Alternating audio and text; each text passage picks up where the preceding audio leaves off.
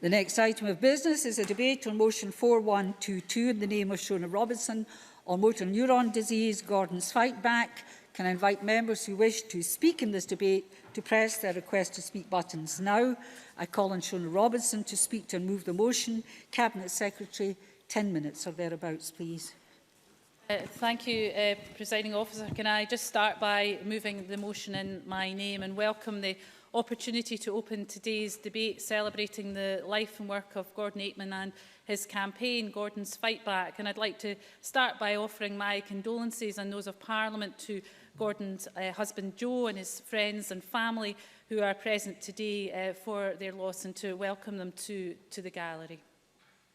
I met Gordon on a number of occasions, and I was always struck by his determination to make things better, not for himself but for others. And while I recognise this may be at times a sombre occasion, particularly for members who knew Gordon very well, I'm also aware that many members from across the Chamber attended Gordon's memorial service on Saturday. Both the First Minister and Kezia Dugdale paid their tributes then, and I hope through this debate members will take the opportunity to pay their own tributes to Gordon, and importantly to celebrate his life and his achievements. And of course, in saying that, I would be happy to accept the amendment in Kezia Dugdale's name.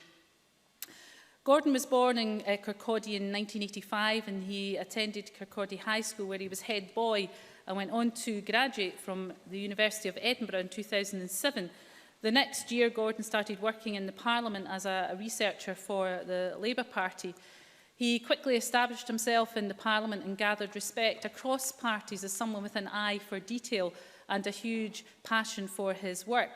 He went on to earn the nickname Mr. 14% after it was revealed that 14% of all freedom of information requests the government had dealt with had come from Gordon himself. So I'm sure members would agree that a debate in Parliament is a fitting tribute to him. And when I met Gordon's husband Joe earlier today, he told me that Gordon's inbox is still receiving email responses to his recent FOI inquiries.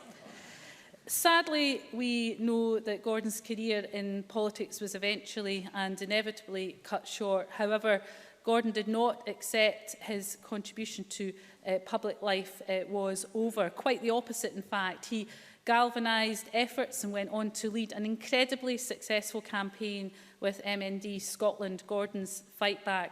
Many of us across the Chamber took part in the Ice Bucket Challenge, which helped raise in excess of £550,000 for MND Scotland, an exceptional sum which has been invested in research aimed at finding a cure.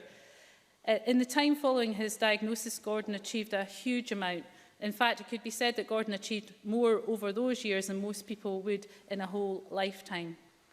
As Gordon himself said in one of his newspaper columns, let's celebrate the rich, diverse and complicated world we live in. Let's savour each day. Let's measure life not by length but by depth. Gordon's Fightback campaign initially had 5 pledges. This eventually grew to a total of 7 pledges as his campaign expanded. One of the most important aspects of this campaign was his call for action on MND specialist nurses. He wanted the number of nurses doubled in Scotland and for these nurses to be paid from the public purse. Gordon was very persuasive of the case and the government listened to him. We invested £2.5 million of additional recurring funding, enabling us to more than double the number of MND specialist nurses in Scotland, whilst ensuring that they are indeed paid from NHS Scotland funds. Furthermore, the Scottish Government, MND Scotland and the University of Edinburgh jointly developed and funded a new national lead nurse consultant for MND, who will develop a strategic approach to delivering services for people with the condition. This will be a lasting legacy for Gordon through improved care and ultimately a better quality of life for people who are diagnosed with MND and other long-term conditions. We know research was also a hugely important aspect of Gordon's campaign. The desire to find a cure for MND was, of course, significant for Gordon. He said, "It will be too late for me, but we can and we must find a cure for future generations." In our 2016 manifesto, we committed to funding 3 research PhDs in MND and a further 3 in multiple sclerosis. As such, we are funding a bid from the University of Edinburgh involving the Universities of Aberdeen, Dundee, Glasgow and St Andrews. Our total investment is in the region of £575,000 over the 5-year duration of the programme. This bid combines MND and MS PhD studentships in an integrated training programme. The universities involved agreed to a match funding arrangement, meaning that overall a cohort of 16 PhDs will be created working in neurodegenerative disease research. Bringing MND clinical trials to Scotland was an important aspect of the improvements in research that Gordon wanted to see. Our Chief Scientist's Office funds the NHS Research Scotland Dementia and Neuroprogressive Disease Research Network. The role of the network is to support the delivery of clinical research in neurodegenerative conditions, including MND. Therefore, I've asked the Chief Scientist's Office to request that the network organise a research event to discuss how best to respond to the challenge of bringing such clinical trials to Scotland. I do hope that these commitments and the research being undertaken around Scotland will help us work towards the day when Gordon's dream of a cure for MND is realised. One of the worst aspects of MND is that up to 95% of patients can eventually lose their voice. Gordon called on us to guarantee MND patients a voice by changing the law around access to augmentative and alternative communication equipment. He was instrumental and played a leading role in driving forward improvements to the lives of people who use and need alternative and augmentative communication. An outcome of the dedicated efforts and commitment of Gordon and all of those he worked alongside, especially members of the AAC Collaborative, resulted in this Parliament passing Part 4 of the Health, Tobacco, Nicotine, etc. and Care Scotland Act 2016 in March of last year. So for the first time, we now have a legislative duty in Scotland which gives a statutory right to communication equipment and support for all children and adults who have lost their voice, who are at risk of losing their voice or who have difficulty speaking. We have reconvened the AAC Advisory Group, which is formed of people who use augmentative and alternative communication equipment and people with expertise in this area from a wide range of backgrounds. Gordon was a much valued member of this advisory group and he will be greatly missed by his friends and colleagues on that group. As part of our ongoing work, we recognise that voice banking, the recording and storing of people's voices, could be a valuable additional service, especially as people who use augmentative and alternative communication tell us that it's vital that patients don't just get a voice, but get their own voice back. As such, we awarded £200,000 of funding to the Ewan MacDonald Centre Voice Banking Research Project, Speak Unique, to pilot voice banking at sites in the NHS, and this work began last year. Preserving one's own unique voice is invaluable in enabling people to retain their own personal identity, as well as enabling family and friends to continue and develop lasting memories of their loved one and their voice.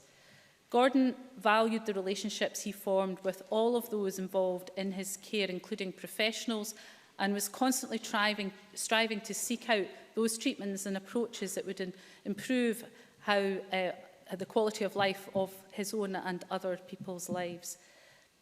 And that's why I'm delighted to announce today that I've established a scholarship programme in honour of Gordon. The Gordon Aitman Scholarship will fund professionals or individuals with knowledge of MND to take forward research into new and better ways of caring for people with the condition. We'll provide £25,000 a year to support individuals and professionals to develop practical improvements in the way people with MND are cared for, such as sharing best practice and specialised physiotherapy or developing a better understanding of carers' educational and support needs.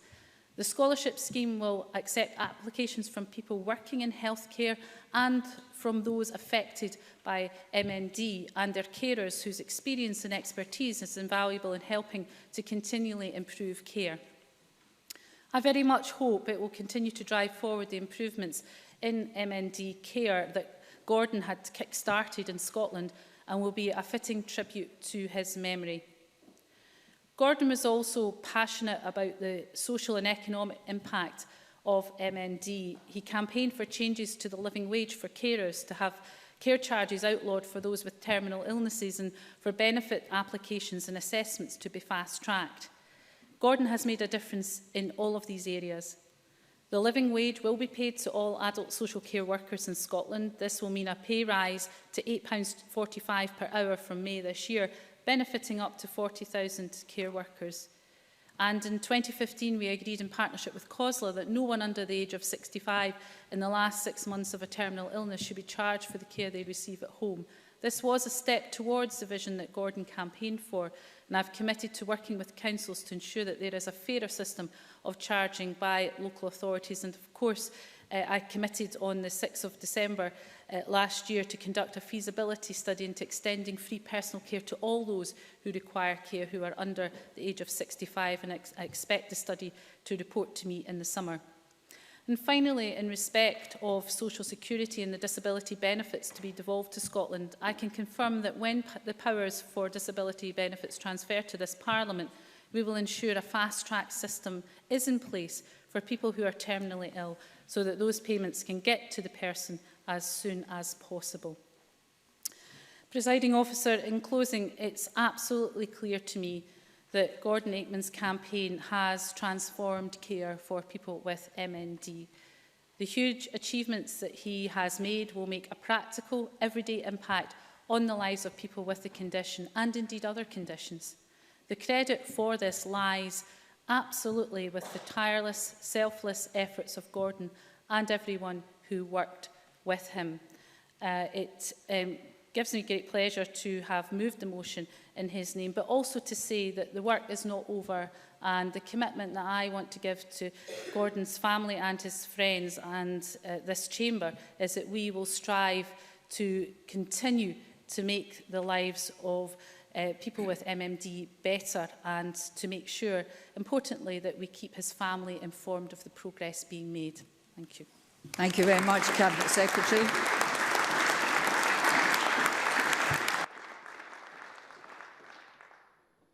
Call Kezia Dugdale to speak to move Amendment 4122.1. Please, Ms Dugdale. Thank you, President Officer, and can I start by moving the amendment in my name, and also to thank the Government and the Cabinet Secretary for using the debate time this afternoon to talk about Gordon's life and his work. I know that's very much appreciated by his family who sit behind you, and indeed many of his friends who I can see the length and breadth of the gallery, so thank you genuinely for that. I paid a very personal tribute to my very close friend Gordon Aikman at his funeral and memorial on Saturday. I'm not going to do that again today. He wouldn't want me to. He'd think if he had the whole Parliament at his disposal and the ears of all these politicians, I should talk about what he did, but most importantly, perhaps what he might like to see happen next. So I intend to talk a little bit about two of his campaign achievements, and then a little bit about what else the government could do to support people with MND. And if I have any time left, President Officer, I'd like to say a little bit about what he taught me about living with a disability in general in Scotland today. So the first thing that's worth recognising, and the Cabinet Secretary referenced this, is the work Gordon did to guarantee people a right to communication aids. And the Cabinet Secretary in particular referenced the use of voice banking technology. She might not be aware, though, that every single party leader in this chamber actually went and recorded their voice at the Anne Rowling Centre in Edinburgh for an hour. And just by speaking and reading excerpts from the Scottish Herald for an hour, that can all be synthesised to give people their voices back. And in fact, the more voices they have, particularly with particular accents or dialects, the more realistic those voices can be when they're given back. It does, however, also mean it's possible for the voices of all the party leaders to be merged into one voice and to be given to an individual. If you think about the power or indeed the trouble that could be caused with that capacity, I know that Gordon certainly contemplated the benefits that could have been put to use in his time. The second most significant of his campaign achievements was around doubling the number of MND nurses in Scotland.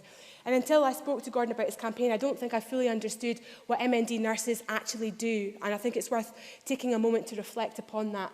I think I thought they were just really good at cleaning feeding tubes or really good at fixing ventilators. No. It's much bigger and much more thorough than that. And if I can share an example with the Chamber. In Edinburgh, in NHS Lothian, just a few months ago, it was possible that somebody who had MND and required a feeding tube, because quite often motor neuron disease takes away your muscle capacity to chew food or attach your stomach, you need to have a feeding tube inserted. The waiting time to have that procedure could be 22 weeks. And very often in the passage of that 22 weeks, that individual's ability to be well enough to undergo that procedure would deteriorate. They'd be too sick for the anaesthetic. They therefore couldn't get the feeding tube they needed to extend their life. So an MND nurse, a specialist MND nurse, studied that whole process of trying to access that healthcare and realised that the blockage in that 22-week period was actually waiting to see a nutritionist. That was the only problem. It didn't need to be 22 weeks. If they could speed up the time you got to a nutritionist, you could really crunch that right down to a matter of 2 or 3 weeks. But rather than speeding up the time to see a nutritionist, the MND specialist nurse said, well, why don't we just train all the MND specialist nurse to give that nutritional information, and then they won't have to go and see a nutritionist at all. And as a consequence of that, you don't wait 22 weeks to get a feeding tube now. You wait 2 weeks for a feeding tube now. And that's the material difference that having more specialist MND nurses has actually made. And it's important to recognise that not only is that increasing and improving the care for people living with MND, it's actually saving the NHS a tremendous amount of money. And if you think how many other conditions there are in Scotland where we argue the case for specialist nurses, the difference that that could make if we applied that preventative approach across the board. Gordon gave me a passionate interest in MND, trying to understand it, although very few people do, because we don't know why you get it, we don't know how to cure it. So whenever I travelled throughout the last Scottish Parliament election campaign, I tried to seek out other MND sufferers. And I met one woman when I was in the Western Isles. I don't know if Alistair Allen's here, he may be familiar with her, a woman called Margie MacLeod, who's sadly passed away since I met her during the election campaign last year. The Western Isles have a close affiliation with MND. In fact, the MND Association in Scotland was founded by a guy called John MacLeod, who was a Strathclyde police officer. He founded it in 1981 after becoming ill with the disease, and it's much to his credit that work continues to this day. But Marjorie would tell me about how difficult it was to live with MND in the Western Isles, how she would very often have to travel to Glasgow to get treatment. Whether or not she could get that treatment or that service depended on how well she was that day. Now people see their MND nurse in the Western Isles far more regularly. There's an MND nurse in Orkney. There's an MND nurse in Shetland. There are 10 people today in Shetland with MND, and they have a nurse able to help them and live their lives because Gordon argued for that. This Parliament listened to him, and those roles are now in place. What I would say to the Cabinet Secretary, however, is there still are problems in the islands with MND patients accessing services around ventilation. They still have to travel to the mainland to be assessed for their ventilators, and if they're not well enough to do that, they can't get that help. So if she could ask her civil servants to examine other means by which people could get that help, that would be greatly appreciated. In the time I've got, can I put two more challenges to the Scottish Government? I became very aware, following Gordon's campaign, that we have a big problem with our IT system in the NHS. Primary care doesn't talk to secondary care, and that's a real problem, because an MND nurse with a patient can't actually update their medical file. They have to write up whatever the latest developments are and send it to the GP, and only the GP can put it on the computer. If that doesn't happen fast enough and that MND patient gets ill, they can end up in hospital and the latest information isn't on those computer systems for the doctors to respond to.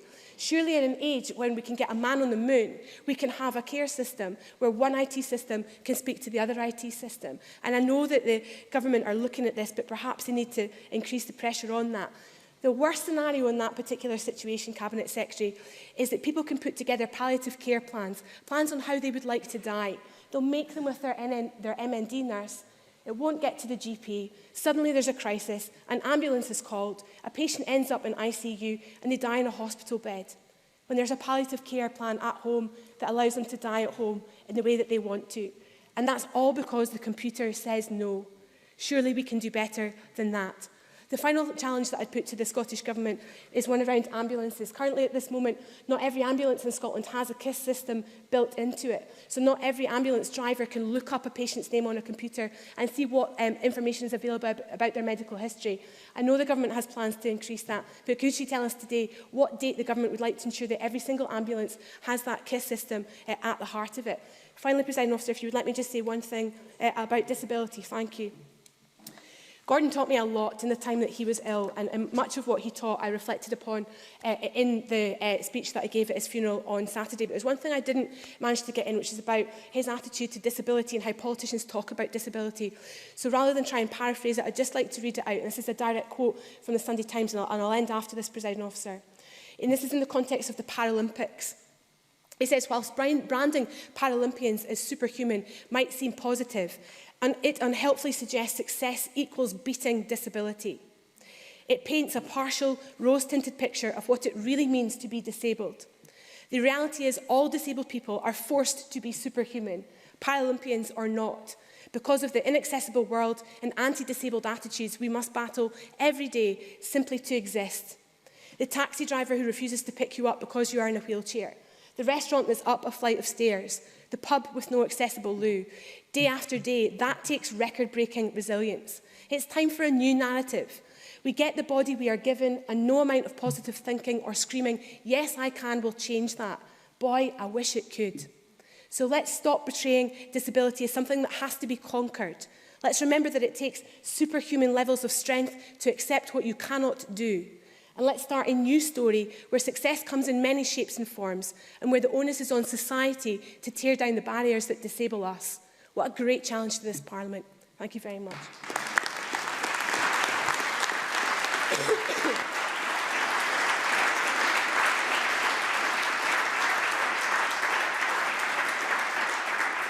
I'm not allowed to clap, I'm actually clapping, just to let you know. I now call Donald Cameron, please. Thank you, Deputy Presiding Officer. It is a special honour to take part in this debate, and at the outset I should inform the Chamber that the Scottish Conservatives will be supporting the government motion tonight and the Labour amendment. I'd like to start in the same vein as Shona Robertson and Kezia Dugdale by paying tribute to Gordon Aikman and offering my sincere condolences to his family and friends. I should say early on that regretfully I never had the opportunity to meet him, either during his time working in Parliament or on the Better Together campaign, or in more recent years when he worked for MND. I know my colleague Miles Briggs did know Gordon and will offer more personal reflections on him as an individual. So unlike other colleagues across this chamber, who I'm sure will share wonderful memories of Gordon today, I don't have any such tales to tell. And I'm very sorry I never did meet him, because he was clearly a quite remarkable person. But for those of us who did not know him in person, we did know him in other ways. Firstly, we knew him in terms of the incredible work that he carried out for motor neuron disease. And secondly, we knew him in terms of his writing, notably his column in the Sunday Times. As many have noted, following his diagnosis, he channeled his energy into an astonishing and dynamic campaign. His work for MND is well known but bears repeating. His fundraising to support research, his raising awareness of the condition, and his influencing the direction of government policy. These were all major achievements. He raised over £500,000 to support research into the condition. Think about that, £500,000 single-handedly. He effected real change and did so in a powerful and inspirational manner. We in this chamber are lucky to be able to serve our constituents and be in a position to influence change. But when all is said and done, when we are long gone from this place and our contributions are measured and weighed up, I doubt any of us will achieve so much in such a short space of time as he did. Just as striking were Gordon Aikman's monthly columns for the Sunday Times, in which he documented his life with MND with a searing honesty, never sentimental, but with an endearing good humour. I think that was where many of us saw firsthand a quality of his which perhaps underscored much of his work, that is, his courage. Through every word, phrase and sentence shone his courage. Notwithstanding his terminal diagnosis, he wrote freely of his fears and his feelings. He wrote of his fierce sense of independence and how he mourned its loss. He wrote of his everyday trials and the challenges thrown up by the decline in his faculties. And most powerfully of all, he wrote of his impending death, how often he thought about it and how it might affect his loved ones. He wrote that death was no longer something that he feared, and that death was what gives life meaning, that it gave him a chance to conclude his life. And I know that his husband, Joe Pike, said at his funeral that Gordon taught him and others how to live. But in his graceful writing and in the example he set to strangers like me, I would venture that Gordon Aikman also taught us how to die. I want to focus momentarily on motor neuron disease itself and highlight the challenges faced by people with MND, and also what needs to be done by the Scottish Government to ensure everyone in Scotland who lives with this condition gets the right support regardless of circumstance or location. We know there are over 450 people in Scotland living with the disease and typically more than 160 new cases each year. What more can be done? The Gordon's Fightback campaign has commendably stated they will continue in Gordon's memory with the purpose of trying to transform care for people with MND and funding a cure. And in their briefing for this debate, they focus on two immediate areas. They talk about a fast-track benefit system, which I note the Cabinet Secretary has accepted. And they also talk about seeking clinical trials to be brought to Scotland so we can initiate a research revolution in MND here, bringing together academia, pharmaceutical companies and government in order to realise this. There are other points which the government could consider. In terms of priorities for the new integrated joint boards, I would ask the government to see what they can do to move neurological conditions higher up the list of priorities. The recent cross-party group on MS learned that they are some way down the pecking order for IJBs, and they deserve to have greater prominence, in my view. In closing, it is right to return to the man himself. Gordon wrote that when our physical existence is over, we need not be, that we can live on in the minds of those we love. In a similar vein, I can do no better than to end with the words of Alexander Solzhenitsyn, who wrote this: "Some are bound to die young. By dying young, a person stays young in people's memory. If he burns brightly before he dies, his brightness shines for all time." Thank you very much. I now move to the open debate. Speeches of up to 5 minutes, please. Little tight for time now. Christina McKelvey, followed by Brian Whittle, please. Thank you very much, Presiding Officer. Can I add my sincerest condolences to Joe and the family and the friends of Gordon Aikman. I offer these mere words, Presiding Officer, as a comfort to Joe and those who have loved Gordon, as a daughter who has loved and lost someone dear to me to motor neuron disease. No words can ever express enough the depth of our grief, but please know that they are words filled with experience of a family who faced every day with the knowledge that this terrible disease has taken our loved one. My family share that grief with Gordon and his friends. Presiding Officer, the Chamber is mostly familiar with my own MND story. At the age of 9, I was faced with the reality that my big, strong, funny, talented singer of a dad, an iron moulder to trade, had a terminal illness. He was 45 years old. My mum was 37, and there was 4 of us kids in the house. The immediate impact was drastic. My dad, after a short period, had to give up work. He was the breadwinner in our house, as my mum in those days had to give up work when she had her kids. My family went through a whole range of emotions: loss, anger, fear, anxiety, and of course heartbreak. And the benefit system then, as it is now, was almost impenetrable. With our family losing a significant level of income, my mum went to work at night and we looked after our dad when she was at work. Presiding Officer, what a difference, what a huge difference a fast-tracked benefit system would have made to my family and at that very difficult time.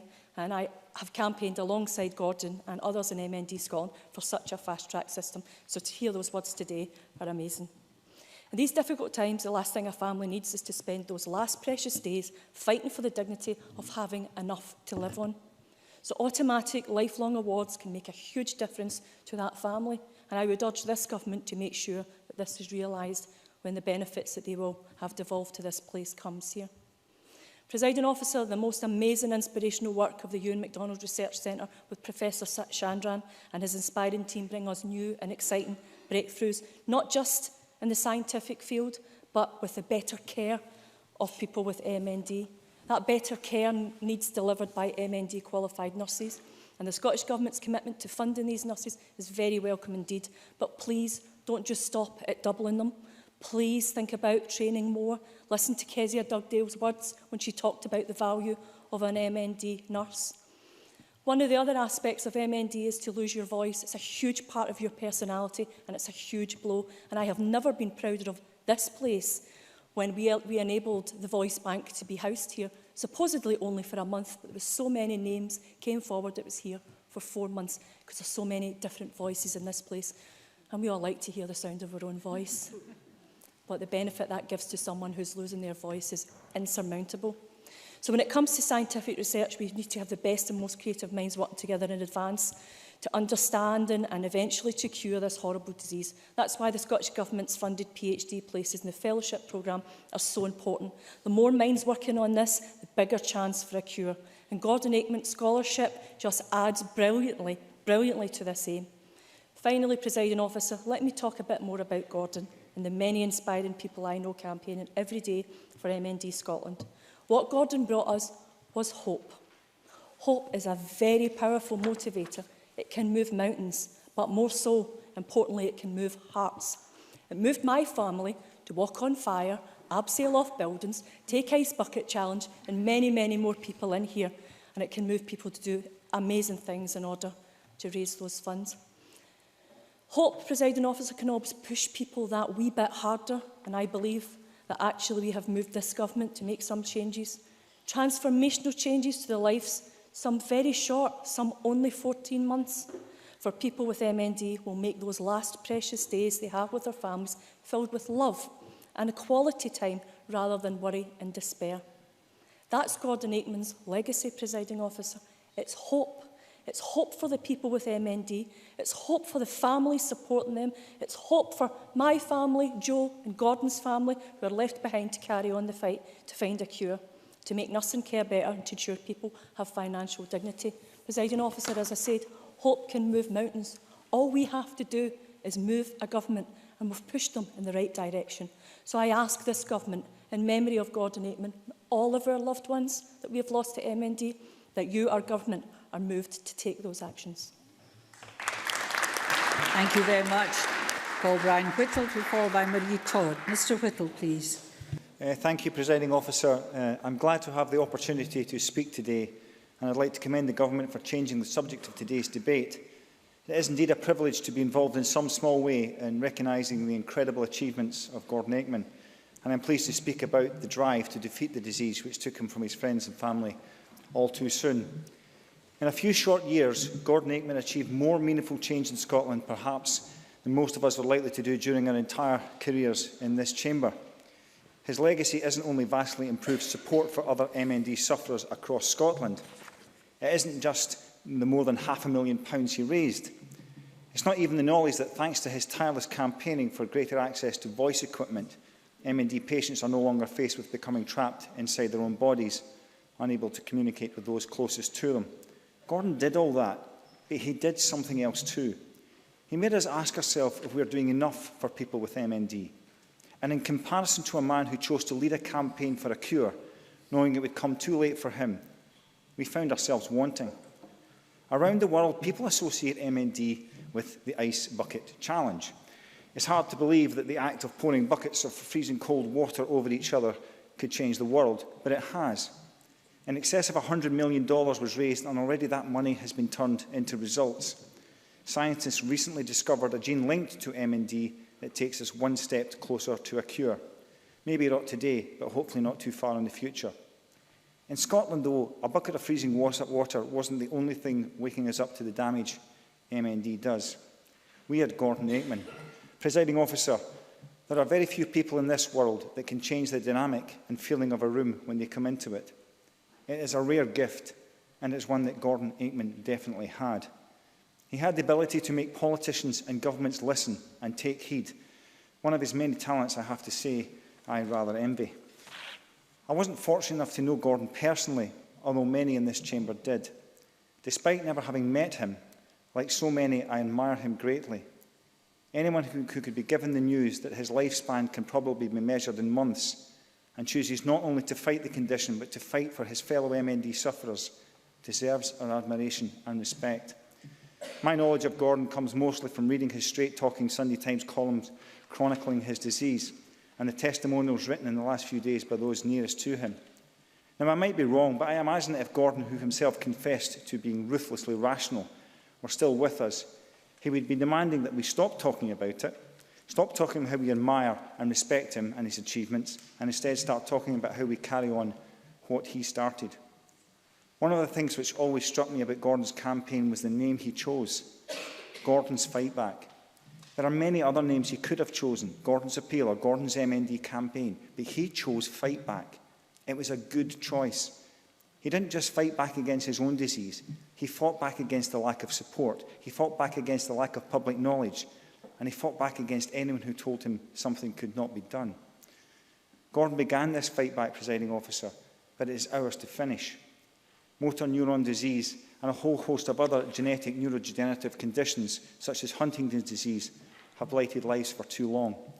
But now, for the first time, our science and technology have reached a point where the possibility of defeating these diseases are within our grasp.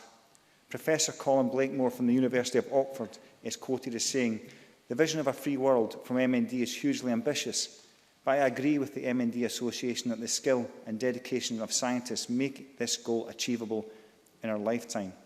I believe we have a responsibility in this Parliament to do whatever we can to support this goal, not only for the end result, but for the potential discoveries and knowledge we accrue along the way. Presiding Officer, in this chamber there will be days when we will agree on nothing. Today, though, is not one of those days. Gordon Aikman's greatest legacy is the commitment and determination we are hearing in this chamber today to the defeat of MND once and for all. Gordon Aikman's resolute determination has brought the cure for MND that much closer, and I have no doubt that we in this Parliament and others across Scotland and globally will continue the fight back. One day, Presiding Officer, hopefully within my lifetime, we won't be talking about Gordon's fight back anymore. We'll be talking about his victory. Thank you. Thank you very much. Would you Todd before we Anna Sawar? Ms. Todd, please. Thank you, Presiding Officer. I want to start by offering my deepest condolences to Gordon Aikman's family and friends. The debate this afternoon is an opportunity to reflect on Gordon's inspiring and selfless campaign. He generated unprecedented awareness of the challenges faced by those who live with debilitating neurological conditions, and he kept motor neuron disease in the public eye. For people living with this condition, this has surely helped to challenge the isolation of MND. And the legacy of his campaign will make a huge difference to generations to come by transforming the way in which people are treated. Now, I know that today's debate is a tribute to Gordon Aikman and the legacy that he left, but as a keen rugby fan, I have to also pay tribute to South African scrum half Joost van der Westhuizen, who died this month of motor neuron disease, aged just 45. The 1995 World Cup final was the most momentous game in the history of rugby union. It was the match that helped to unite Nelson Mandela's South Africa, and at the heart of the Springboks' victory was the scrum half Joost van der Westhuizen, who not only tackled Jonah Lomu in full flight, which not very many people have done and survived it, but gave the pass for the winning drop goal. As a player, he was supremely physical, and his diagnosis in 2011 absolutely shocked the rugby world and showed yet again just how indiscriminate this illness is. We know that MND is a rapidly progressive and debilitating disease. It's cruel, it's relentless, and it's indiscriminate, and currently there is no cure. Because it's rare, and because it progresses so quickly, it's been really difficult to raise awareness about it. Our progress in understanding the disease has, in contrast, been painfully slow compared to the progress of the illness. There's now a drug, at least one drug, with a very modest effect which slows progression, and we have a better understanding of the multiple underlying genetic and environmental triggers.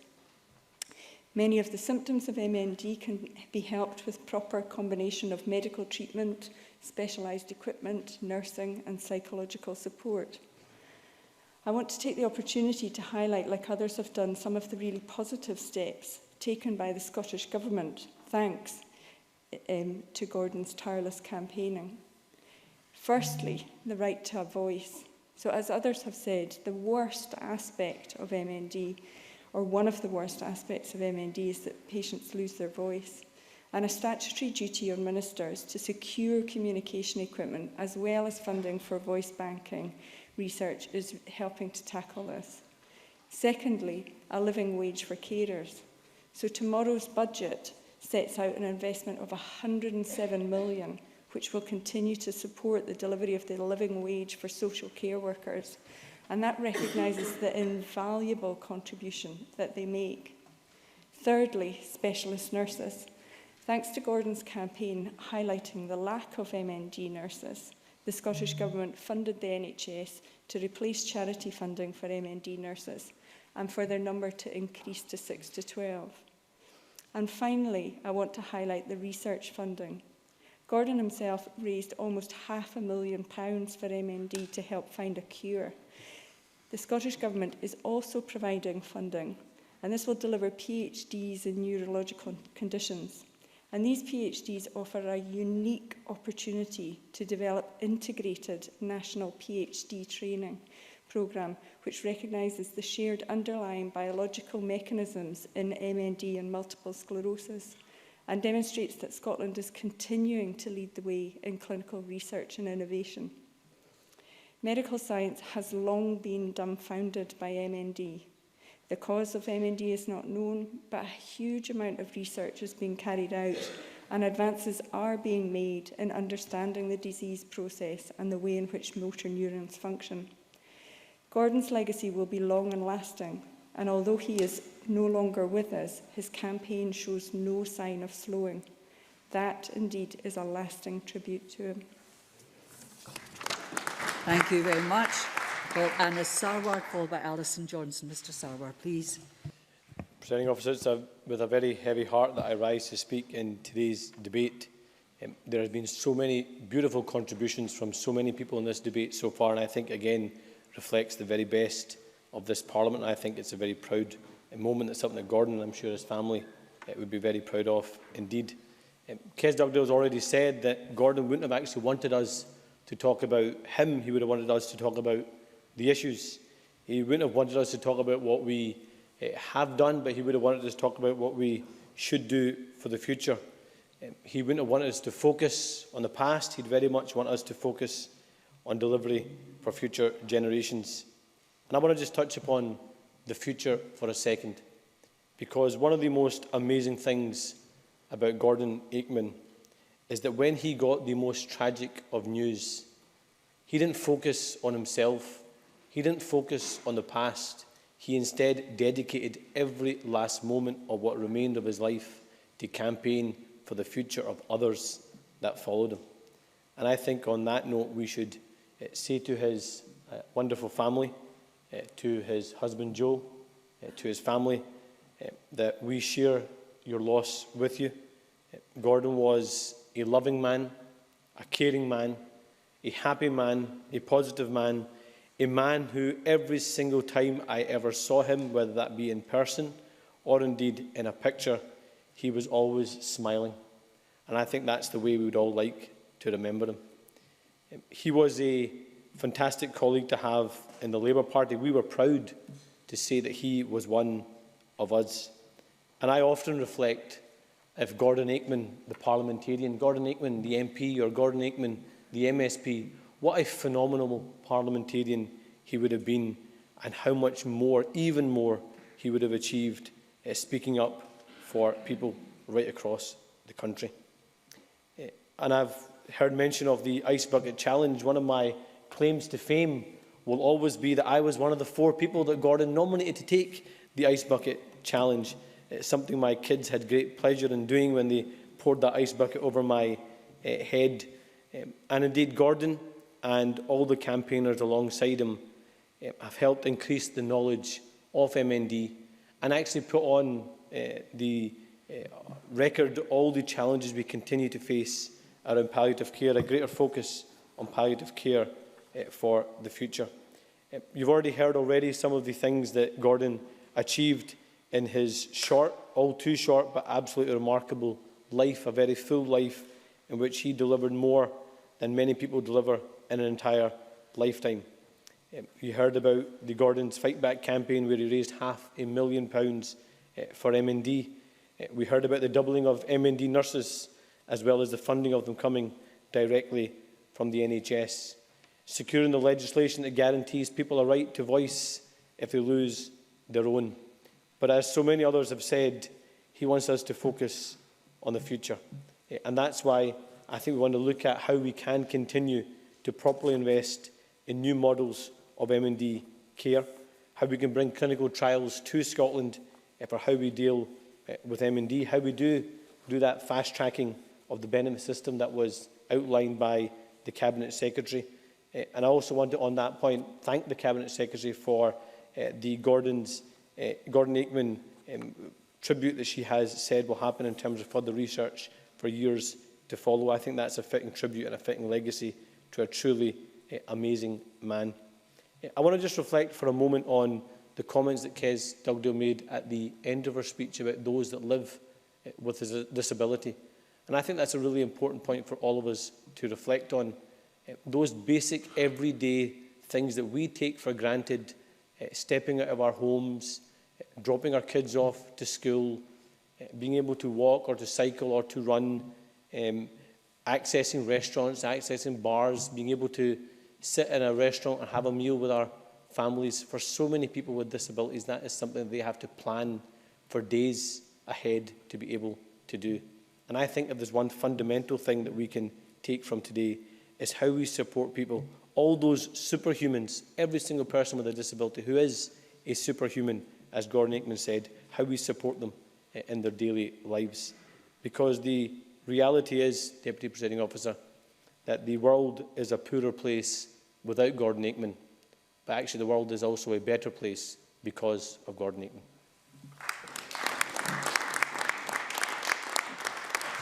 I call Alison Johnson, followed by Alex Cole-Hamilton. Thank you, Presiding Officer, and I thank the Government for scheduling this debate this afternoon to allow Parliament to acknowledge the transformative and truly effective campaigning work of Gordon Aikman. The thoughts of the Scottish Greens are with Joe and Gordon's family and friends, and we are pleased to support the motion and the amendment today. I think it's fair to say that in this chamber there can be a tendency to use, indeed overuse, hyperbolic positive language, sometimes inappropriately.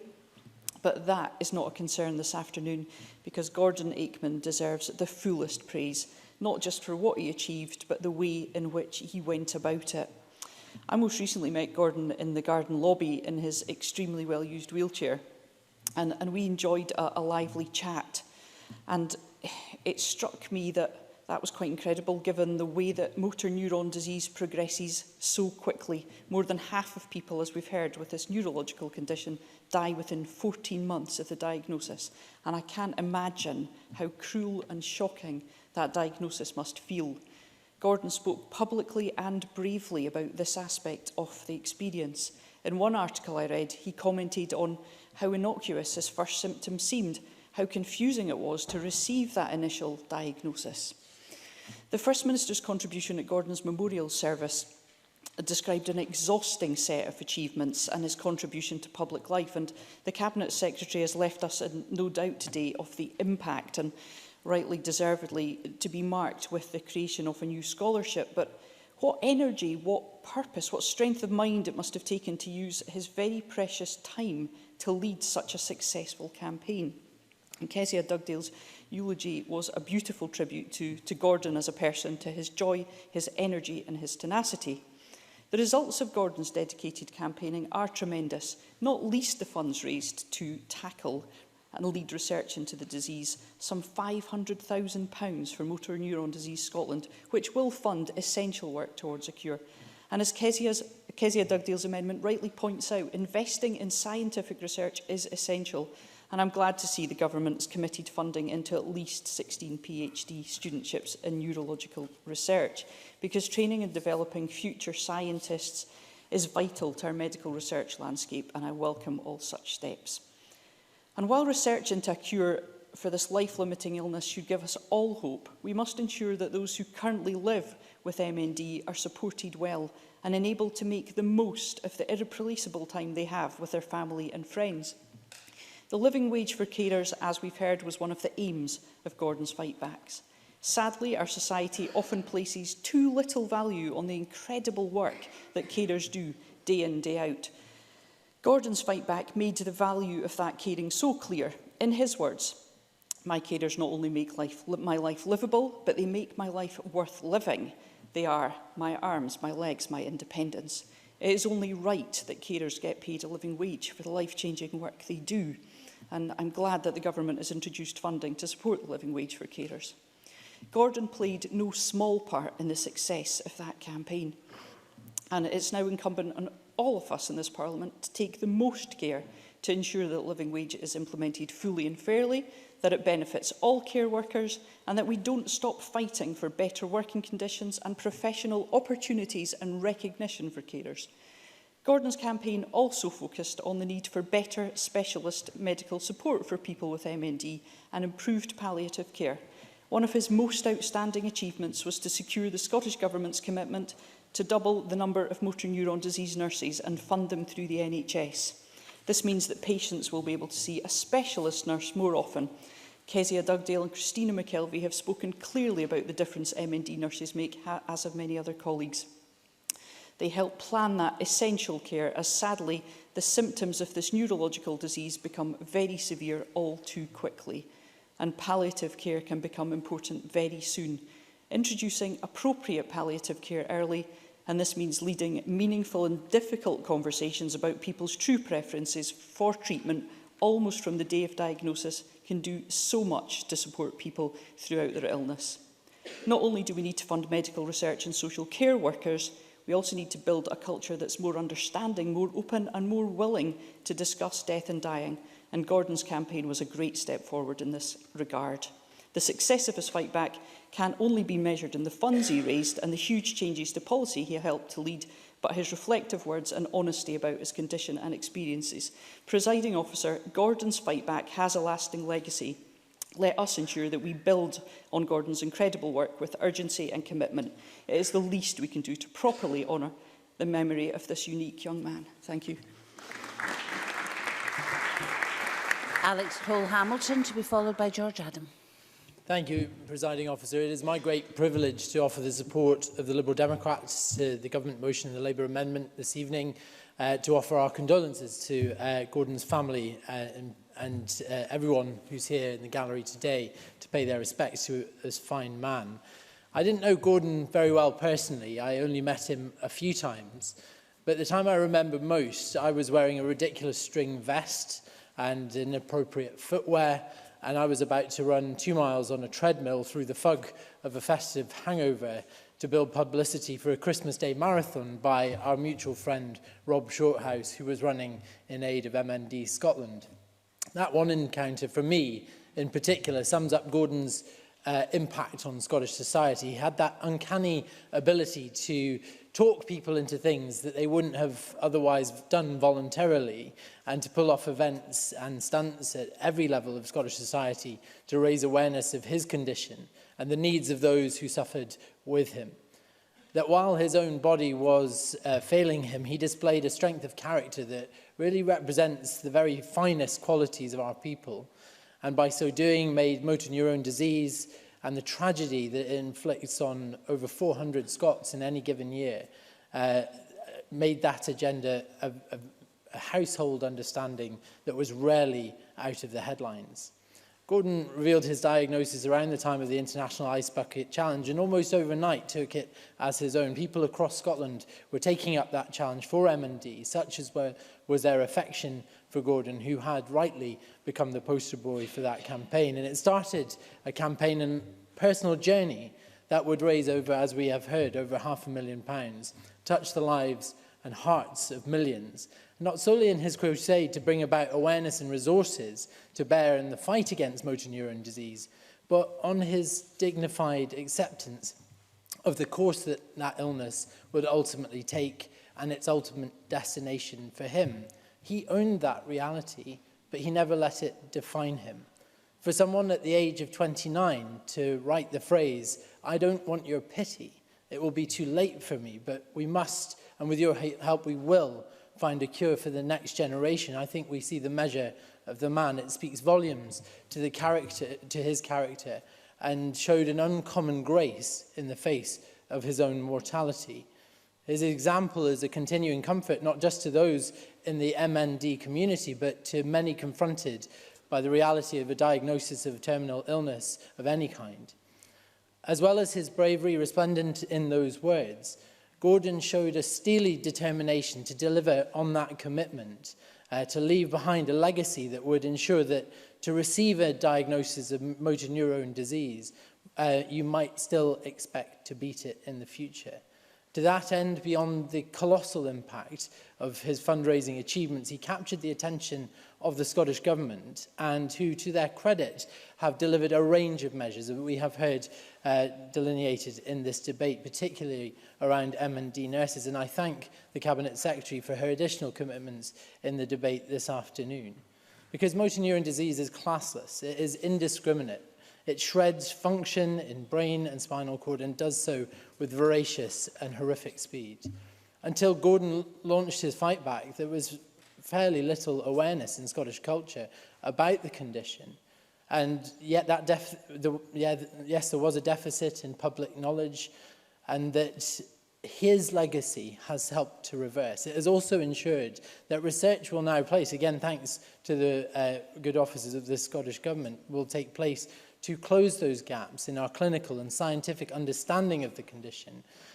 And we have heard about the PhDs and the scholarships in today's debate that will close that gap still further. When I think of all that Gordon has achieved, both prior to and in the months following his diagnosis, I am reminded of the words of Bobby Kennedy when he said that few will have the greatness to bend history itself, but each of us can work to change a small portion of events. It is from numberless diverse acts of courage and belief that human history is shaped. Though his physical capacity was diminished, Gordon's strength certainly shaped events, and with it will help to shape the hope and future of MND sufferers everywhere. Gordon's life was all too short, but it was utterly inspiring, and he leaves the world and the cause for which he fought a better place than he found it. My thoughts and those of my party are with those he leaves behind and those who are here gathered to celebrate his life today, and in particular his husband Joe and my friends and colleagues in the Labour Party. Thank you. Call George Adam, to be followed by Jeremy Balfour. Thank you, Presiding Officer.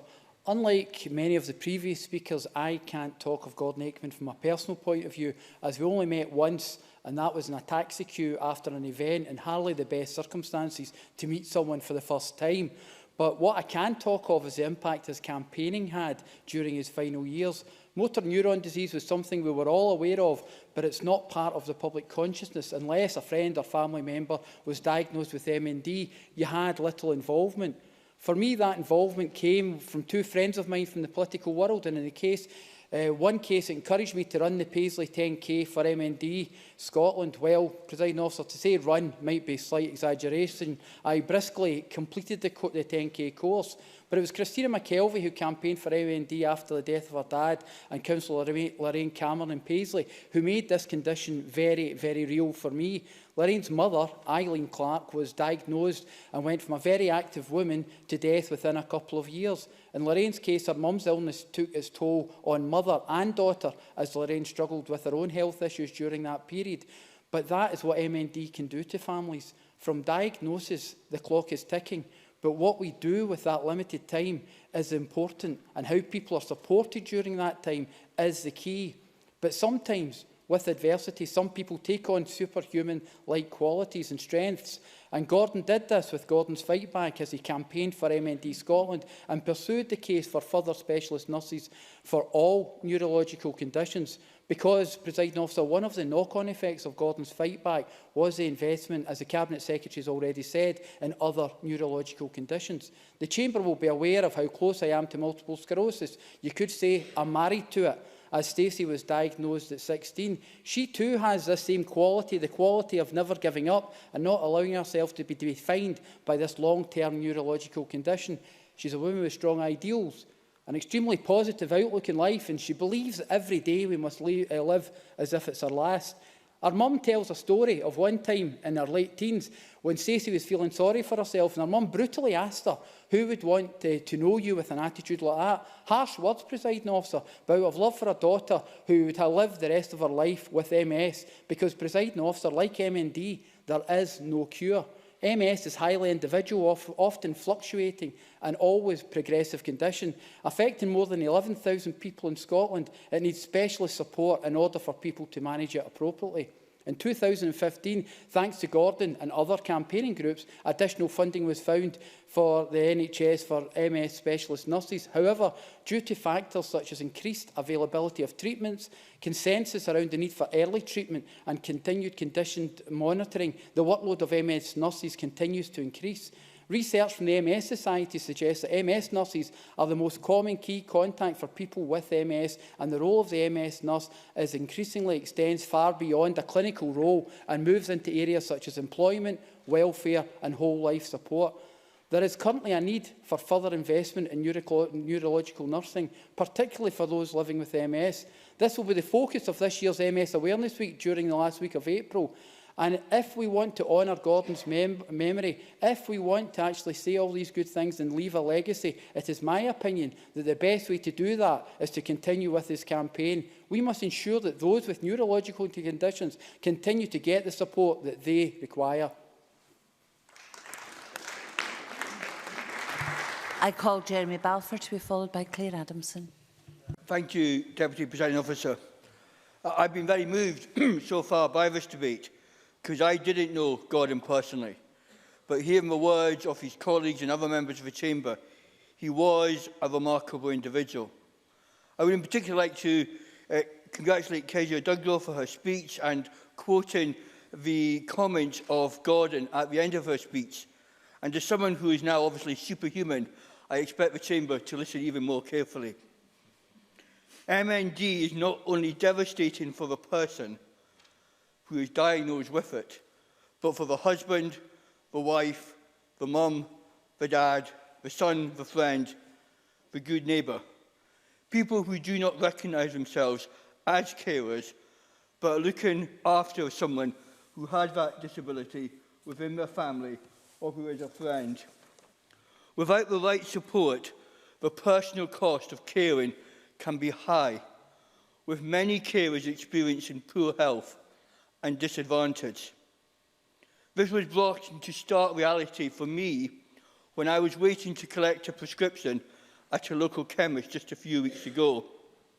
I overheard an MND nurse explaining to the pharmacist that normally the patient's wife would collect his prescription, but she was having a crisis that day, so the nurse was stepping in to offer some practical support.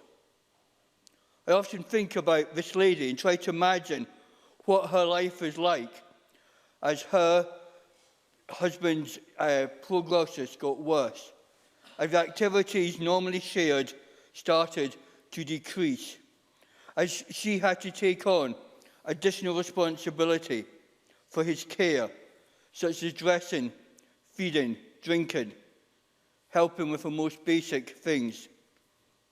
I imagine at times the stress must be unbearable for that individual. Gordon spoke of carers not only making his life livable, but making his life worth living. He referred in his articles to carers as his arms, legs, as his independence. As a result of his campaign, I'm pleased that carers now paid a living wage. In the past, the Scottish Conservatives argued for a national carers break guarantee to be introduced, which would guarantee a fully funded, flexible week of respite for any carer caring over 50 hours a week. Provisionally, there has been no provision in place for local authorities to provide time away for uncared carers. Respite is consistently identified as the most helpful form of support by carers themselves. In early February 2016, a landmark carers bill was passed by this Parliament. Following an amendment by one of my former colleagues, local authorities will now provide short breaks for those who look after others. The new legislation will see unpaid carers given some much-needed time away, benefiting quality of life, well-being and the relationships within families. As someone who personally has a carer who looks after them and who could not be here without her care, I know how important that will be for all those who have such types of disability. A person's care plan will now need to be agreed as soon as possible. It will involve all parts of local services and HNS services. And we must, even with council cutbacks, seek to protect these services and make sure they work for each family and individuals. Gordon's life was taken far too soon by this cruel, horrible disease. Yet his drive to fight for the rights of others will be a lasting legacy felt across not only this nation, but I believe the whole of the UK and much further afield as well. By sufferers and carers, we say thank you, Gordon, for what you have done, and we pass on our deepest sympathy to his husband and family. Thank you. The last of the open speeches is Claire Adamson. Thank you, Presiding Officer. Can I extend my condolences to Gordon's husband Joe, his friends and his family.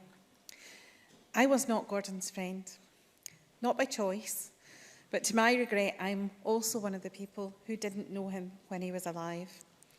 But I have heard the remarkable stories of this young man taken so tragically at age only 31.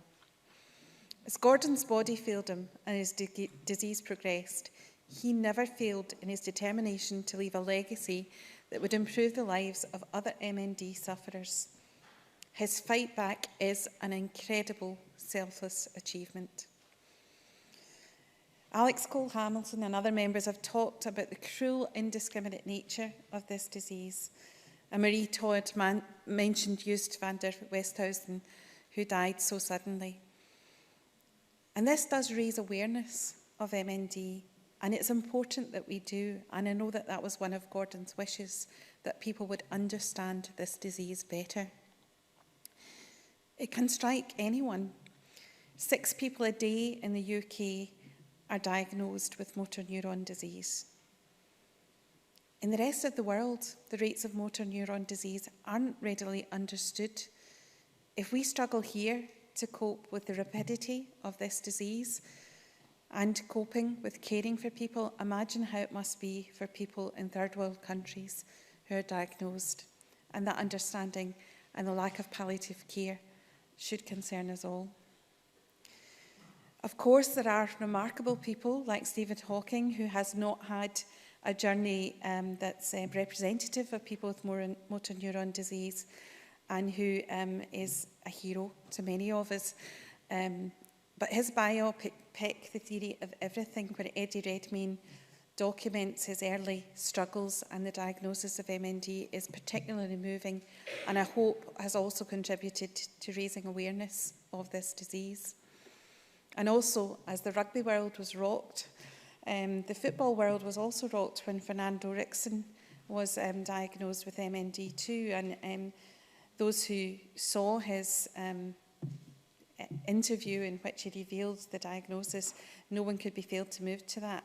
And yet again, he is someone who has turned that diagnosis into something positive by finding a foundation to raise awareness and funding. Another motor neuron disease sufferer, Ewan MacDonald, has turned his time with his sister Kiri to Ewan's Guide, a guide that would address some of the issues that I know were important to Gordon in terms of living with disability. Ewan's Guide seeks to give advice to people about visiting attractions and areas in Scotland, removing some of that worry and the feeling that people don't know what to expect, if there's going to be accessible toilets, how accessible a venue will be to get to. And Ewan's Guide takes away some of those difficulties faced by people suffering with illness and disability. And we all took part in the Ice Bucket Challenge and lived to regret it, but nonetheless raised lots of money, which is commendable. And I would like to also draw attention to the work of Christina McKelvey in this area, my friend and colleague, who I sponsored to do a fire walk a few years ago to raise money for motor neuron disease. I'm sure there are many more in the chamber who would like to have held Christina's feet to the fire than me. Indeed, I suspect Gordon might have been one of them. I don't have anyone close to me who has suffered from MND, but my sister suffers from multiple sclerosis. Eileen is 10 years older than me. She still works as a GP. And I would like to thank Kezia for her point that the superheroes aren't those who are climbing Kilimanjaro, they are those who cope and accept every day the diseases that life has thrown at them. That's why I'm particularly pleased about the MND funding, the additional PhDs that will work, because the diseases are so linked with motor neuron disease and multiple sclerosis, and I am very grateful for the Government for the funding of the PhDs at Aberdeen, Dundee, Glasgow and St Andrews, and also the dedicated funding at the University of the West of Scotland, which I'm sure will show Scotland leading the way in finding a cure for this disease. Presiding Officer, I was not Gordon's friend, but Gordon is my friend. He is a friend to everyone who has been touched by MND, by MS, by other neurological conditions, that his work will have worked towards finding a cure. What a wonderful legacy to have left to Scotland.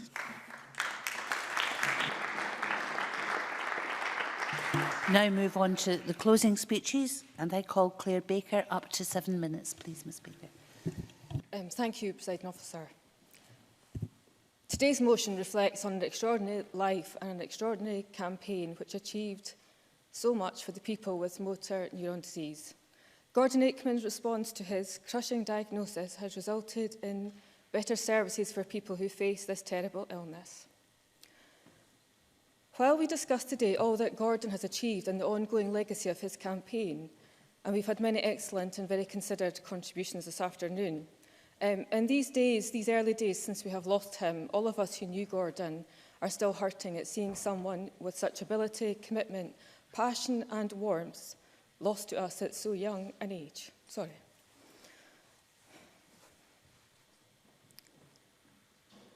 If you had read his moving article about his experience of receiving that news, if you had spoken to him while he was waiting confirmation of that diagnosis, you will know just how devastated he was, getting the news just as he was starting a new relationship with his husband, Joe. For someone to receive that diagnosis and choose not to retreat into themselves, not to curl up and pretend this nightmare wasn't happening, was a huge achievement. That kind of response would have been understandable, but that wasn't who Gordon was, that wasn't his choice.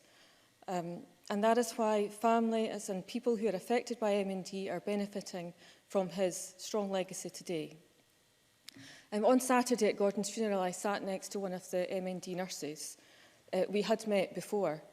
She was one of the nurses who helped care for my mum when she was diagnosed with MND. It had taken over a year for us to get to that diagnosis. This is a complex disease, and for many families, the road to diagnosis can be confusing and frustrating. Perhaps it is too for the medical profession, but it did seem that there needed to be a greater level of knowledge and awareness of the indicators of the condition. My mum was diagnosed not long after Gordon, and at the time that nurse spoke to me about how stretched the service was and the importance of the work that Gordon was doing. Gordon's response tells us so much about the man that he was, and it is important that while we recognise what he did for MND, we don't lose sight of how talented and brilliant a person he was before his diagnosis. From his days at head boy at Kirkcaldy High School, he went on to Edinburgh University and was an activist there, committed to playing his part fighting for a better society. That took him into student representation, and then on to working here in the Parliament for my husband, Richard Baker, MSP. And that was when I first met Gordon, and I often talked to him more than I did to Richard in the Parliament. And he was a more reliable source of information on Richard's diary than Richard was. Gordon was such a positive, funny, charming man. He had many friends in Parliament, and he was a good matchmaker. We all enjoyed his and Joe's wedding to see him as happy as he had made other people. Working for Richard, Gordon quickly established himself as intelligent, resourceful and tenacious in his work, and he was poached away to then work for the Labour group. He was happy to work late nights and long hours. He could achieve more in one day as many of us could achieve in a week.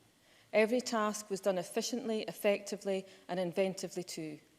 And if there was some piece of research that needed to be done, some important fact that needed to be found out, Gordon would find a way to get that information, as the Scottish Government well know. He was a great communicator, writing speeches, columns or news releases. And while everyone else would be throwing out ideas haphazardly, it was Gordon who would put together the focused, effective campaign plan. And before his diagnosis, he was already one of the best political operatives of his generation.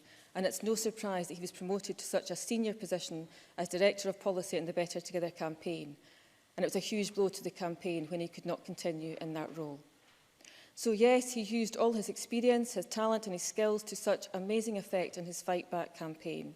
But if he had not developed MND, Gordon would still have achieved great things in his life. And he had such a passion for life.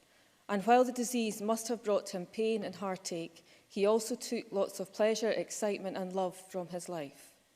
I enjoyed seeing the many pictures of his travel adventures on social media, and woe betide the airline who stood in the way of this as Gordon turned his campaigning skills on and exposed an airline for the treatment of wheelchair users, showing that his commitment to positive change reached beyond specific MND issues into equality for all people with a disability. So this afternoon we celebrate a great campaigner, but we mourn the loss of a talented young man and a wonderful person, a great friend full of humour, fun and warmth, a cherished husband, son, brother and uncle, full of love for his family. And he was also a political animal. He was part of the Labour family, and I knew he would have loved Kezia Dugdale's speech this afternoon, which reflected so much of who he was. This is a brutal, cruel disease that takes lives all too soon and leaves behind devastated families. Let us not only pay tribute to Gordon's bravery and brilliance by improving services and support for people with MND, vital as that is, let us also work together to ensure there is far more research in future to find a cure for this disease. This is also something Gordon felt passionately about. The significant sums of money that he raised was to help future generations, to help with research. With the scientific excellence that we have here in Scotland, the world-leading research we have in life sciences, we should aspire to be the country to find the cure for motor neuron disease. We should seek to lead in research to provide effective treatment, and Scotland should be the place where we finally beat this disease. This would be a fitting tribute to Gordon, fitting recognition of someone who achieved so much in such a short life.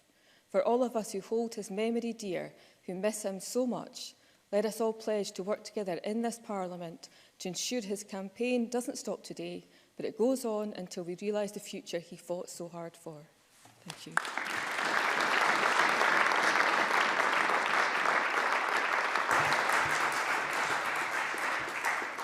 I call Miles Briggs. Around 6 minutes, please, Mr Briggs. Thank you, Deputy Presiding Officer. I'd like to also thank the Government for bringing forward this debate today and for giving Parliament the opportunity to mark the truly outstanding contribution of Gordon Aikman. I'd also like to send our love and thoughts to his husband Joe, friends and family who are with us today in the Chamber. I became friends with Gordon over 12 years ago when I started working for a fellow North East MSP in the form of Claire's husband, Richard. And it was Gordon's charisma, his loving, cheeky, vibrant personality, which was infectious, I think, for anyone who ever met him. And listening to Claire Baker's moving tribute today and speaking to many of his other friends and political acquaintances at his funeral on Saturday, it was this joie de vivre which made him such a wonderful person to know and be around. And the last time I met up with Gordon was at a silent auction in Stockbridge to help raise funds for MND Scotland. Apart from trying to force me to bid for a hideous orange finger-knitted hat, luckily something I was outbidded on, he also told his personal story to around 200 people who'd gathered there, mostly people he didn't know. Gordon began his speech with just 4 words: "I'm dying and fast." There wasn't a dry eye in the room after he told his personal story, and it left everyone with the will to help support Gordon and his campaigns. And as with every time Gordon spoke about his MND, he was an inspiration to anyone who met him that evening. Gordon, as has been mentioned already, knew how political decisions and the prioritisation by government ministers of issues can help to transform people's lives. It's perhaps the fact that MND came to take away Gordon's life that so many people in Scotland with MND today, and for as long as there is no cure, will owe the advancement in research and improvement in services and care for MND to Gordon's passionate and determined campaigning. When I met with Gordon in Parliament after the election to discuss some of his concerns surrounding the changes to home ventilation services in NHS Lothian, it was clear just how passionate he was to see support improvements to care and nursing teams across Scotland for all life-limiting conditions. I'd hoped to meet with Gordon to discuss the Frank's Law campaign. Sadly, that meeting will not take place. However, as Kezia Dugdale and Anas Sarwar have said, I know Gordon would not forgive me for letting the opportunity of this debate to pass without raising the plight of those individuals in our country who are under 65, who require personal care for MND, dementia, Parkinson's, MS and cancer. Shockingly, in some parts of Scotland, terminally ill patients under the age of 65 are being charged for the help they need with basic things like washing, dressing and feeding themselves. That's despite clear guidance to local authorities saying terminally ill patients should not be charged for personal care.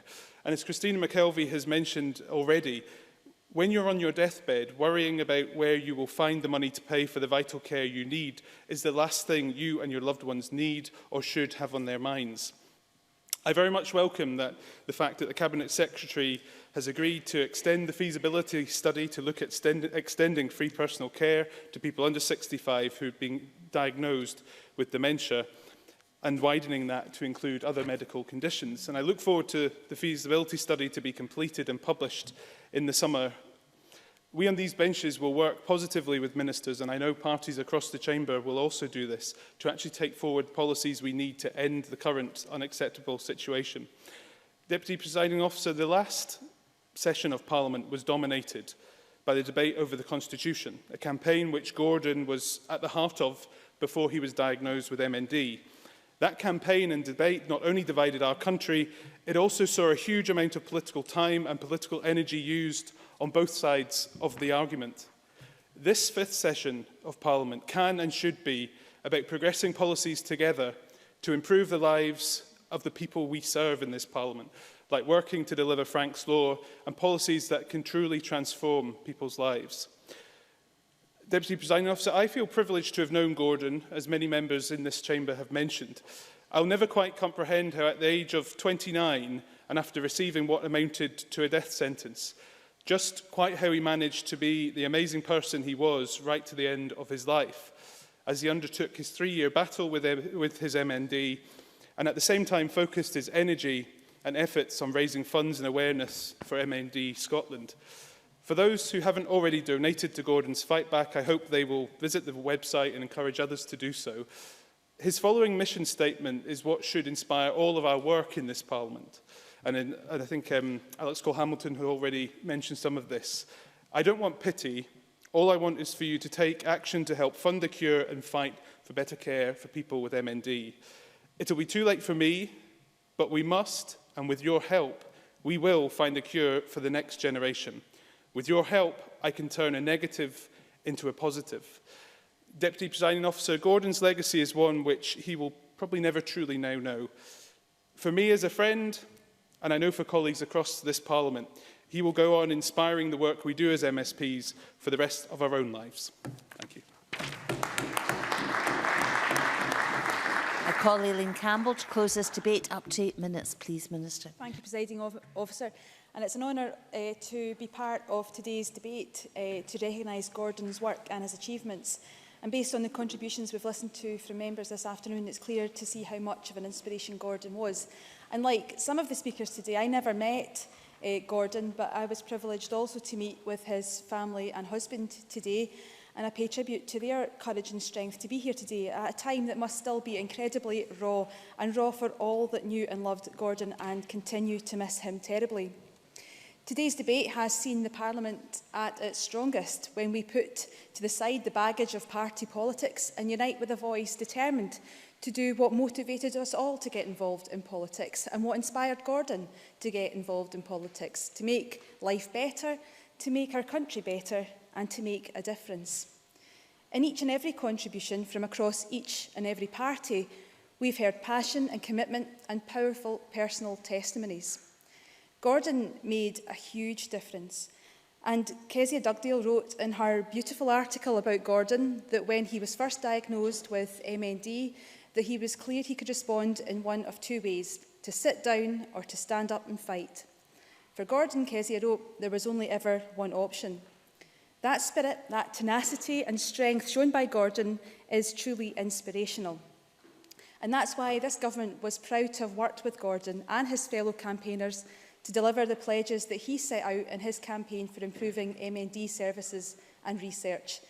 And we're honoured to have played our part in helping achieve some of the goals he set, not for his own sake, but to make life better for others. We've invested an extra £2.5 million annually in specialist nursing. We've doubled the number of MND specialist nurses across the country and ensured that all of them are now funded by the NHS. And we've legislated to give a statutory right to communication equipment and support, to give a voice to people who don't have or are at risk of losing their voice. We're paying a real living wage for social care workers, and we're investing in MND research over the next 3 years, and there will be 6 new MND dedicated PhD posts in our universities. And while it's always good for a government to have a list of actions that are being delivered, and while that's always useful for a debate, Kezia Dugdale's, Christina McKelvey's and Claire Baker's contributions brought what those improvements mean to life. Whether that's the tangible and material difference of what specialist nurses have brought to the speed of accessing feeding tubes that Kezia described, or being able to go back to the 9-year-old Christina McKelvey and being able to say to her mum and her family that we'll fast-track the help that they need and do it as quickly as we can. We can't go back in time for Christina or for too many others, but today's debate and this government's actions resolve to do our very best to make improvements. And I also want to thank Claire for her bravery in describing so much about what her family are coming to terms with. Now, I've worked with Claire for a number of years through the Education Committee and through sharing stories about what our wee kids are up to and what they're doing at school. And I want to thank you very much for being so brave about disclosing so much about what you're going through at this point in time. But we won't stop with the actions that we are taking forward, and we cannot be content with the progress that is being made. And that's why we're creating that scholarship programme to commemorate Gordon's contribution to improving the provision of specialist care and research for those with MND. We'll provide £25,000 a year to support individuals and professionals to develop, implement and evaluate practical interventions to improve the quality of life of people affected by this condition. The scholarship programme will be administered by the Nursing, Midwifery and Allied Health Profession Research Unit at the University of Stirling, and those awarded a scholarship will be hosted within the Ewan MacDonald Centre at the University of Edinburgh. Again, Ewan MacDonald, another inspirational figure who has also done so much to improve the lives of people living with MND and to improve research. Of course, Gordon was an advocate for people with motor neuron disease, but his impact went far beyond MND and spread towards creating improvements across other neurological conditions. And as George Adams made clear in his comments, and what I know Stacey, his wife, would demand of us, we need to continue to take forward work on a number of fronts to make things better for people with all neurological conditions, including MS. And I also thank Claire Adams for bringing her personal experience of MS to the Chamber and the debate today. We've also provided funding to and have been working with the Scottish Huntington's Association to develop a national framework for the care of those diagnosed with Huntington's disease. And whilst this work is still being developed, there has been much positive feedback, particularly from other third sector organisations who represent people with a range of neurological conditions. And I look forward to receiving updates on the progress of this work. Kezia Dugdale. I thank the Minister for giving way, and she would know that Gordon would encourage me to push her just a little further on some of the issues I mentioned in my speech. Perhaps she's coming to it, but if she's not able to address it today, would she be willing to write to me to talk specifically about the IT problems that I raised in my speech, and separately to that, ensuring that we have the KISS service and all the ambulances in Scotland? Thank you. Aileen Campbell. To that, and I will come to that, but I was also going to say I will come back with further clarity on that, but to maybe go and jump ahead, we are making progress around IT systems, and there is progress being made in e-records. And I understand, and I will confirm this in writing, that KISS and ECS are available in all ambulances and have been since last year. But again, we'll confirm that in writing to her, but I hope it gives some reassurance that there has been significant progress being made on those areas that she raised.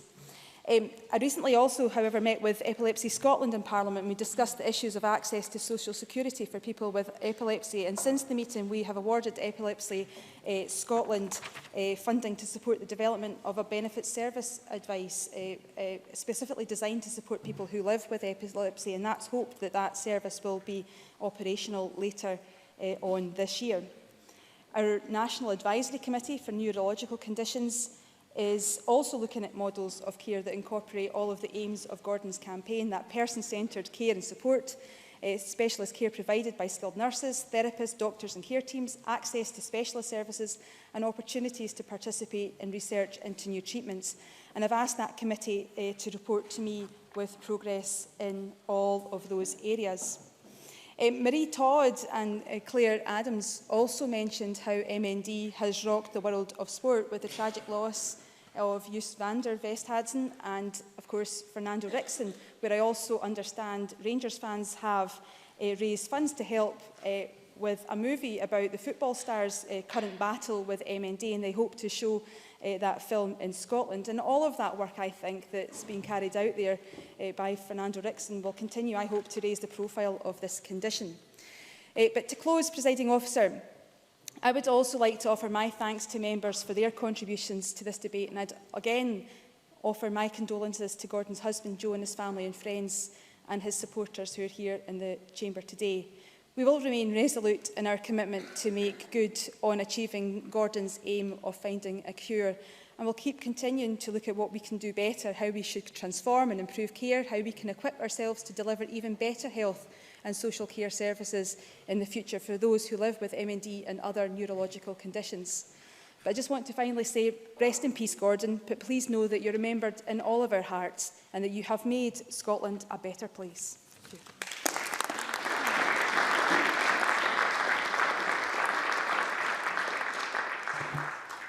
That concludes the debate on MND Gordon's fight back. It's now time to move on to the next item of business.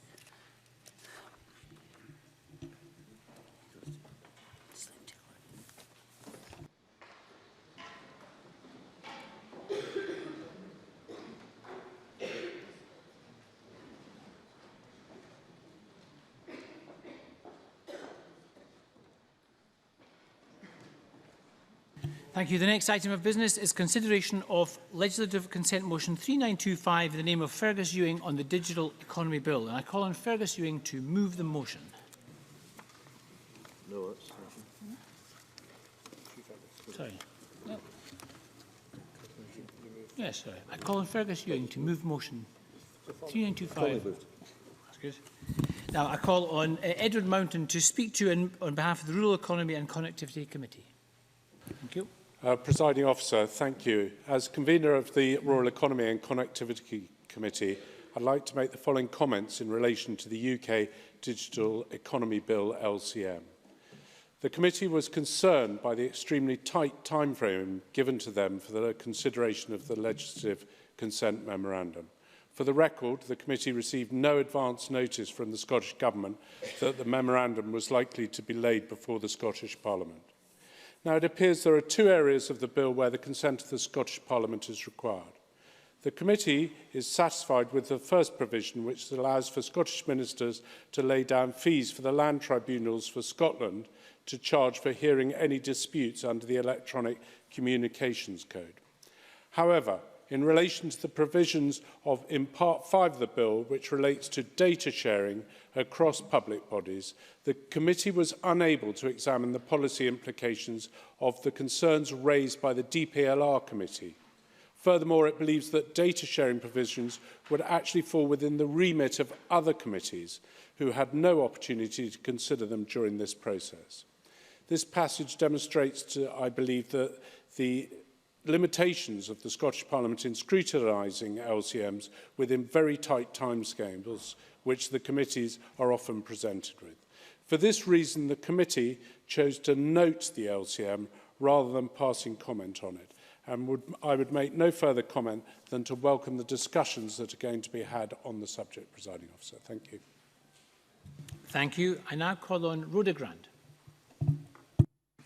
Thank you, Presiding Officer. Can I also echo the concerns about the timescale allowed for scrutiny of the LCM. It makes it especially difficult for communities to do their job and to ensure that legislation coming to the Parliament is fit for purpose. The Delegated Powers and Legislative Reform Committee concerns on the legislative consent motion echoed concerns expressed by the House of Lords. We want adequate scrutiny of any proposals to share data between government agencies in order to ensure that these powers are required and the correct checks and balances are in place. We also seek assurance that such proposals would not breach human rights. On the other hand, we can understand these powers could be used to improve services, both to individuals and wider society. They could also be a useful tool for combating fraud.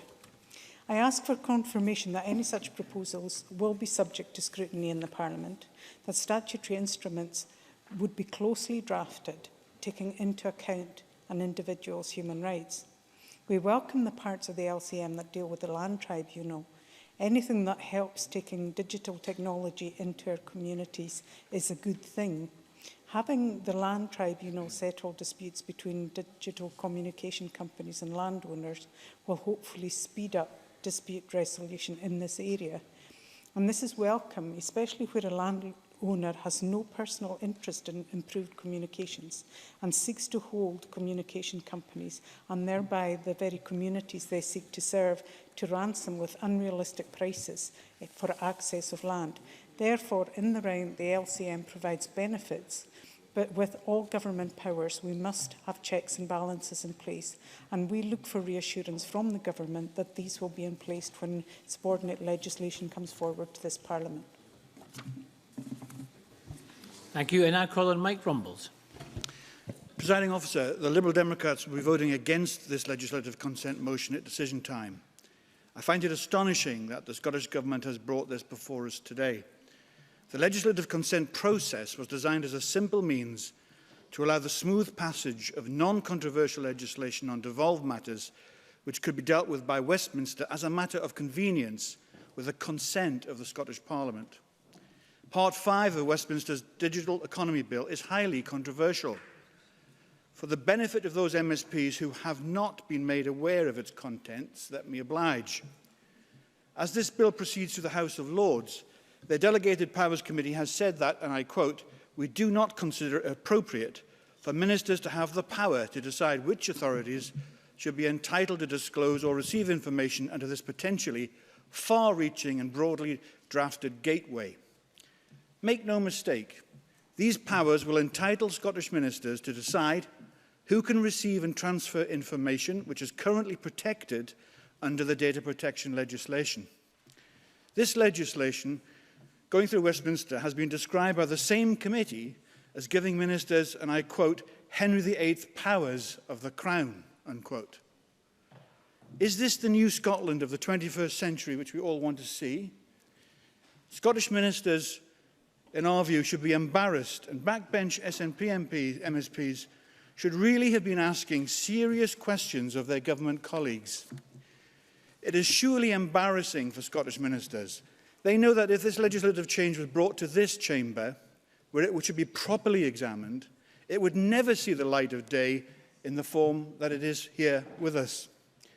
It is quite convenient for Scottish ministers, it is convenient, to bring forward this legislative consent motion.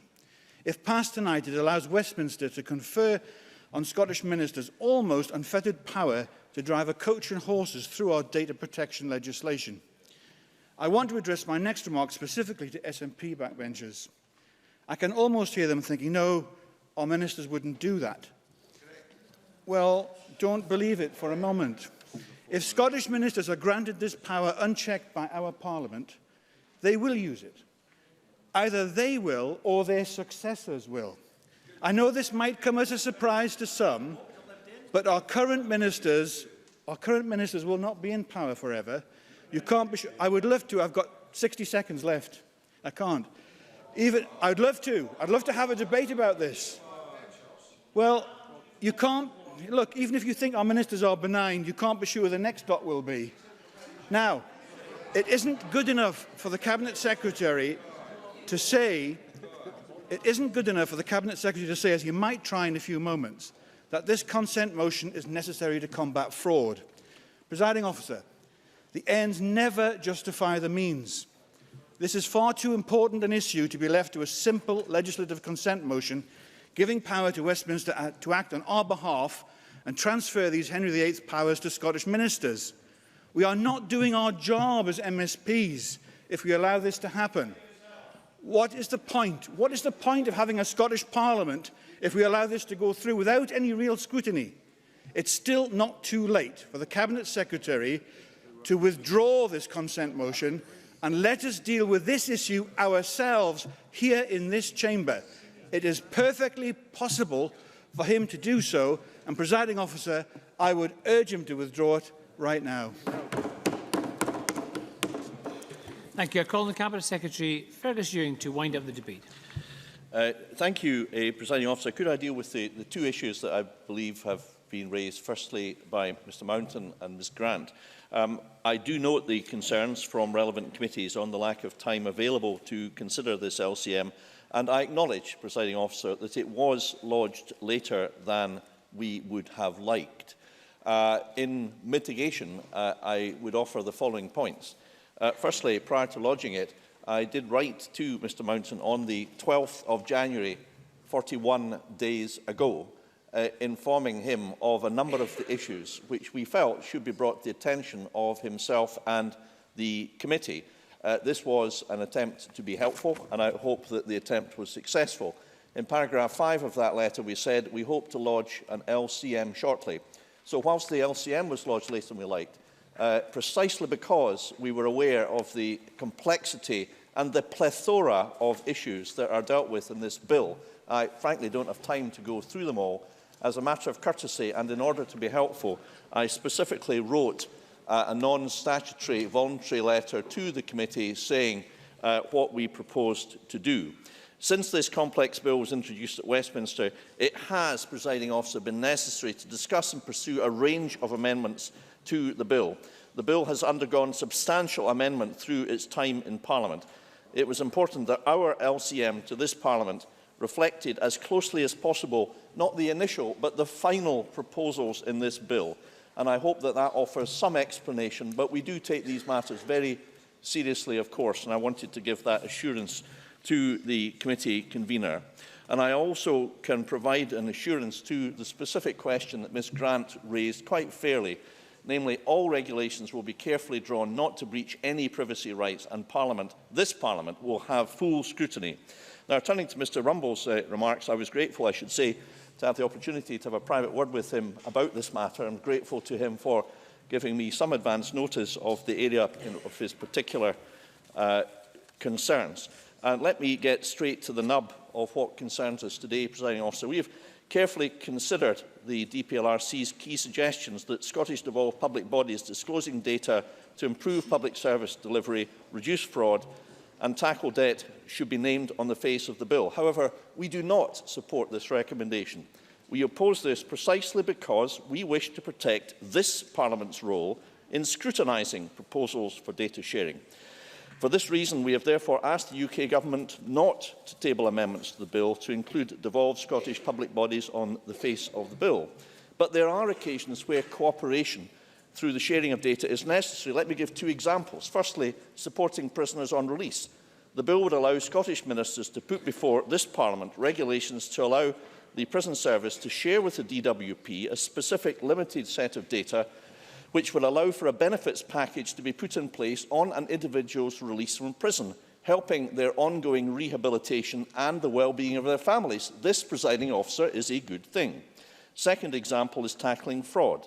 Regulations under the bill's fraud provisions could allow Revenue Scotland to share specific data with other government departments to help reduce tax avoidance and evasion and to help maintain tax revenue available to support Scottish public services. This, too, I submit, is a good thing. Now, any such arrangements must be clear, codified and subject to safeguards around individual privacy. In any such data sharing proposals, ministers will need to state clearly who would be able to share data and for what purposes. So, to summarise the point, Presiding Officer, in debt, in fraud and public service delivery matters, and these are matters quite fairly raised, I think, by Mr Rumbles, ministers must bring forward a statutory instrument to this Parliament. That instrument requires to be considered under the affirmative procedure. Therefore, this Parliament must, should and will be consulted and shall decide any proposed usage of the powers on said matters. I am not sure whether being accused of being benign as a Minister, Presiding Officer, is a compliment or an insult. I will accept it in the spirit in which it's intended. Having undergone this extensive process, we are satisfied that the provisions of this bill as amended, as they relate to devolved matters, are appropriate. Point of order, Mike Rumbles. Presiding Officer, please confirm from what the Minister has just said that if Parliament passes this legislative consent motion tonight, although the Minister has requested the UK Government to take attention of what they're saying, if we pass this motion tonight, it gives a carte blanche to Westminster. Is that the correct position, please? So that's not a point of order. You asked for a point of clarification. I think it's certainly a point that the members will well able to put to the Minister. It's not really for me to adjudicate on such matters. The question on this motion will be put at decision time. The next item of business is consideration of business motion 4161 in the name of Joe Fitzpatrick on behalf of the Parliamentary Bureau setting out a business programme. I would ask any member who wishes to speak against the motion to press their request to speak button now. And I call on Joe Fitzpatrick to move motion 4161. Formally moved. Thank you.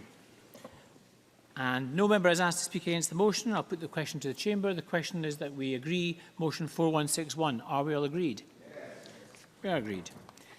Next item of business is consideration of two Parliamentary Bureau motions. I would ask Joe Fitzpatrick to move together motion 4162 on approval of an SSI and motion 4163 on designation of a lead committee. Moved en bloc. Thank you. We turn to decision time. There are 5 questions today. The first question is that Amendment 4122.1 in the name of Kezia Dugdale, which seeks to amend the motion in the name of Shona Robertson on MND Gordon's Fightback be agreed. Are we all agreed? Yes. We are agreed.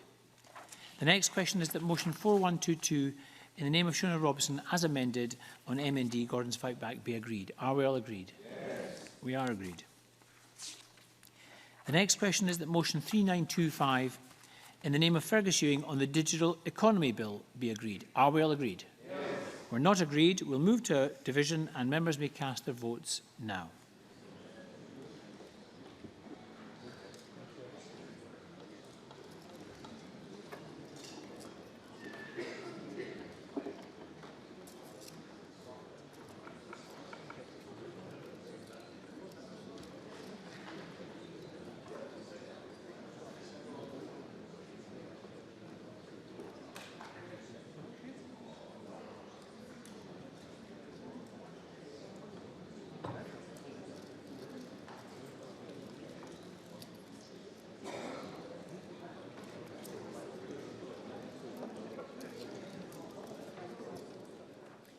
The result of the vote on motion 3925 in the name of Fergus Ewing is yes 112, no 5. There were no abstentions. The motion is therefore agreed.